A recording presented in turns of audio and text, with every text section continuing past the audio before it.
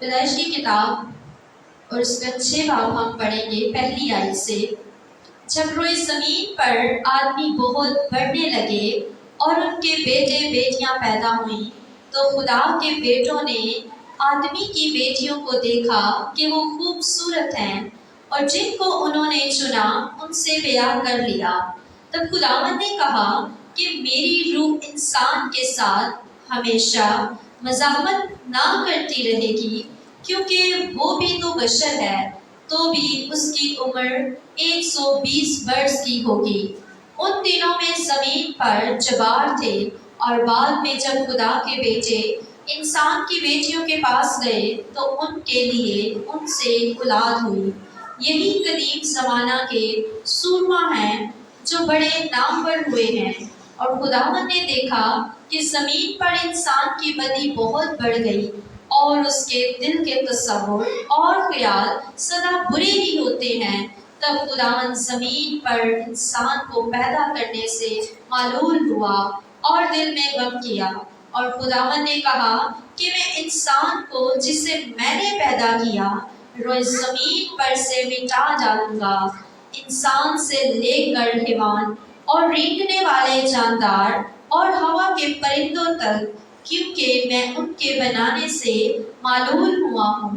مگر نوح خداوند کی نظر میں مقبول ہوا۔ نوح کا نسب نامہ یہ ہے: نوح مرد راست باز اور اپنے زمانہ کے لوگوں میں بے عیب تھا، اور نوح خدا کے ساتھ چلتا رہا، اور اس سے 3 بیٹے سام، حام اور یافت پیدا ہوئے۔ پر زمین خدا کے آگے ناراض ہو گئی تھی، اور وہ ظلم سے بھری تھی، اور خدا نے زمین پر نظر کی اور دیکھا کہ وہ ناراض ہو گئی ہے، کیونکہ ہر بشر نے زمین پر اپنا طریقہ بگاڑ لیا تھا۔ اور خدا نے نوح سے کہا کہ تمام بشر کا خاتمہ میرے سامنے آ پہنچا ہے، کیونکہ ان کے سبب سے زمین ظلم سے بھر گئی، سو دیکھ میں زمین سمیت ان کو ہلاک کروں گا۔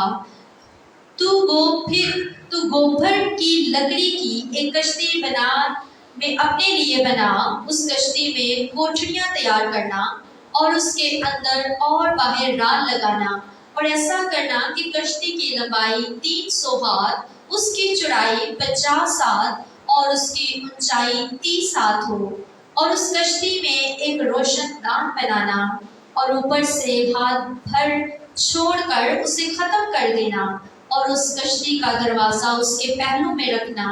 اس میں 3 درجے بنانا، نچلا، دوسرا اور تیسرا۔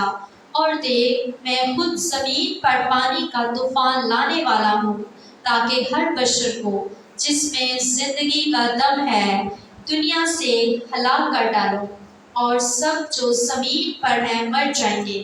پر تیرے ساتھ میں اپنا عہد قائم کروں گا، اور تو کشتی میں جانا، تو اور تیرے ساتھ تیرے بیٹے اور تیری بیوی اور تیرے بیٹوں کی بیویاں، اور جانوروں کی ہر قسم میں سے 2 اپنے ساتھ کشتی میں لے لینا، کہ وہ تیرے ساتھ جیتے بچیں، وہ نر و مادہ ہوں، اور پرندوں کی ہر قسم میں سے، چرندوں کی ہر قسم میں سے، اور زمین پر رینگنے والوں کی ہر قسم میں سے 2 تیرے پاس آئیں، تاکہ وہ جیتے بچیں۔ اور تو ہر طرح کی کھانے کی چیز لے کر اپنے پاس جمع کر لینا، کیونکہ یہی تیرے اور ان کے کھانے کو ہوگا۔ اور نوح نے یوں ہی کیا، جیسا خدا نے اسے حکم دیا تھا، ویسا ہی عمل کیا۔ آمین۔ پاک کلام کا پڑھا اور سنا جانا ہم سب کے لیے باعث برکت ہو۔ خداوند کا شکر ہو۔ آمین۔